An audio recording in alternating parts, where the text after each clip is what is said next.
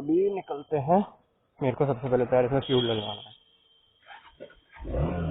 भाई। फ्यूल खत्म होने को है बिल्कुल।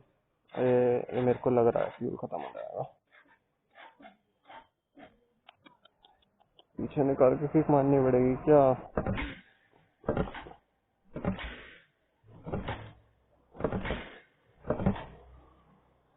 यार ये दिक्कत है, इसकी भी बैटरी प्रॉब्लम कर रही है, ये भी गति खड़ी रहती है।